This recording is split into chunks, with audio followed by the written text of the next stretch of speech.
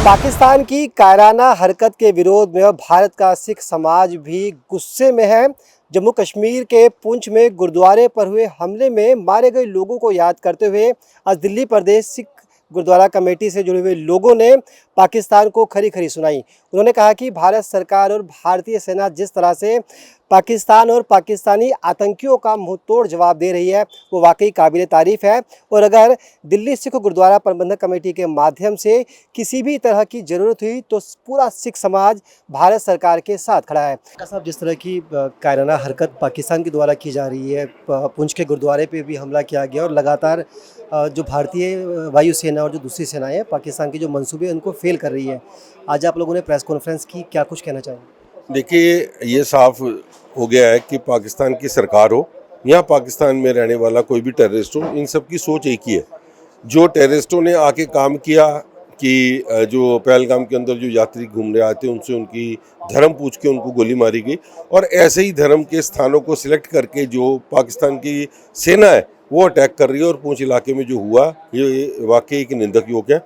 मगर देश की सरकार जिस तरीके से हमारा एयर डिफेंस सिस्टम काम कर रहा है, इनके तरफ से भेजी हुई सारी मिसाइल्स, उनके भेजे हुए जेट्स जो उनको बिल्कुल मिट्टी पे मिला रहे हैं, मैं समझता हूं कि आज देश के साथ खड़े होने की ज़रूरत है। और दिल्ली सिख गुरुद्वारा प्रबंधक कमेटी ने आज प्रेस कॉन्फ्रेंस के माध्यम से, आप लोगों के माध्यम से, हमने देश की सरकार को बोला है कि हमारे लिए कोई भी ज़रूरत हो, कोई सेवा हो, हम लोग सारे खड़े हैं। पाकिस्तान हमेशा ही कायरतापूर्वक काम करता है। कभी वो आतंकवादियों को भेजता है जो हमारी फोर्सेस के ऊपर अटैक करते हैं, हमारी पैरामिलिट्री फोर्सेस पे अटैक करते हैं, कभी वो सिविलियन के ऊपर करते हैं। अभी पहलगाम में जो 26 जो पर्यटक थे उनको उन्होंने जो मारा, तो उसका पूरे हिंदुस्तान में हर हिंदुस्तानी के मन में रोष था कि ये निर्दोष जो अपने परिवार के साथ गए हैं उनको धर्म पूछ कर मारा। इससे ज़्यादा घटिया हरकत कोई नहीं हो सकती। तो इंडियन फोर्सेस ने उसका बदला लेने के लिए जो आतंकवादी कैंप थे पाकिस्तान में उनके ऊपर स्ट्राइक की, उनको नष्ट किया, बहुत बड़ी संख्या में आतंकवादियों को मारा।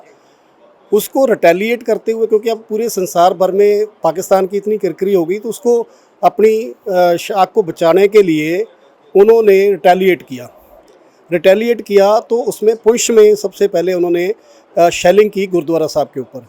इससे ज़्यादा और कोई नीच हरकत नहीं हो सकती कि आप गुरुद्वारा साहब को टारगेट कर रहे हो, जहाँ के हिंदुस्तान की फोर्सेस ने हर सिविलियन का पाकिस्तान का ख्याल रखा कि कोई निर्दोष का किसी का कत्ल ना हो जाए। लड़ाई जो है वो आतंकवादियों के ख़िलाफ़ है, लड़ाई पाकिस्तान के ख़िलाफ़ है। जो लोग हैं, चाहे वो हिंदुस्तान के हों या पाकिस्तान के हों, वो निर्दोष हैं। लेकिन इस तरीके की कायरता वाली हरकत करनी, गुरुद्वारा साहब पे शेलिंग करनी, तो मैं समझता हूँ कि वहाँ के जो हमारे पुंछ के जो सिख हैं वो बहादुर हैं। उन्होंने बहादुरी से वहाँ डटे हैं और 2 दिन में उन्होंने रिपेयर करके गुरुद्वारा साहब में गुरबाणी का कीर्तन दोबारा आरंभ किया है। तो ये जो सिख हैं वो हमेशा बहादुरी के साथ अपने देश की रक्षा करने के लिए तत्पर हैं।